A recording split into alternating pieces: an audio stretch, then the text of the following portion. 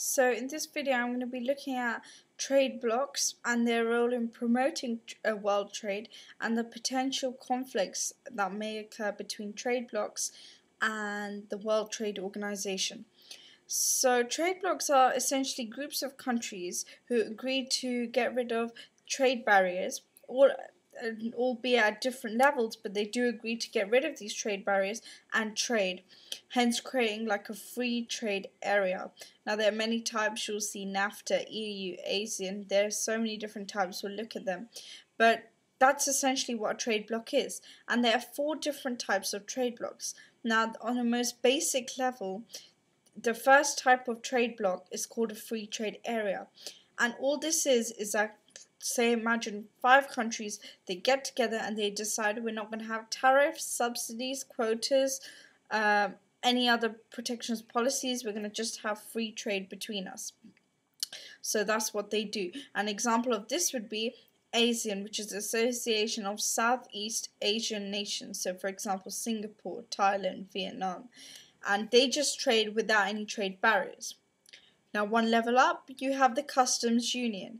Now this is a free trade area, but if any other non-member of the trade bloc wants to trade with them, then they will add a tariff, a common external tariff. So the EU has one, the common external tariff as said, and so does one, the Mercosur, which is to do with South America. So it's got countries like Argentina, Brazil and Chile. They have a common external tariff, and this type of a trade bloc which has this tariff is called a customs union, because they work like a union having something against non-members. And then again, integrating further, you have the third type of trade bloc, which is called the common market. So this is like the EU. They have the free trade, so no protectionist policies. Then they have the common external tariff, and then to make it a common market is they allow movements of capital or labor, free movements of capital labor between the countries. So between EU, people can emigrate, capital can move freely. And then on the utmost integrated level, you have the Economic and Monetary Union. Now you have heard the EU being described as a monetary union.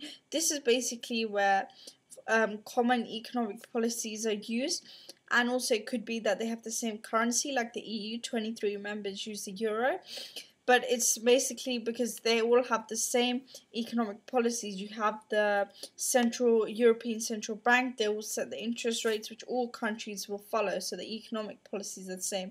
So the EU is at its most integrated level. Now there are many potential conflicts that can come about with trade with the World Trade Organization. But before we look at that, it's important to see how trade blocs are encouraging world trade. Well, by getting rid of protectionist policies at the most basic level, the free trade area, by getting rid of them, you're making trade easier. When you make trade easier, more trade happens. That's essentially it. So what are the conflicts? Well, if you are creating, like in our world, in 21st century world, where it's basically comprised of trade blocs. There's not countries competing, it's trade blocs competing with one another. And when this happens, we can say a trade diversion has happened, because what's happening is that when members are trying to trade with other non-members, tariffs suddenly occur, quotas occur, all these occur because you need some form of protectionist policies in order to ensure that your own country's economy can actually run smoothly, basically. That's why when other countries come to trade, you do put certain, like common external tariff, you might put quotas, something, and this can create trade diversion, because this means actually you're now only confined to trade with a certain group of countries. The second thing is, by being such a large trade bloc, you're not as competitive, because you know there's other nations in the trade bloc which might do the competing for you. And as I said, it's trade blocs competing, not countries. And obviously there's only a certain amount of trade blocs, whereas if you have countries, you have more competition, hence more gets produced at a more efficient level, and consumer welfare actually goes up. Trade blocs are still, you can see it as a form of trying to creating a barrier to trade, because you're confined to trade with the amount of countries that are in your trade bloc. So I hope this video helps. Please visit my blog.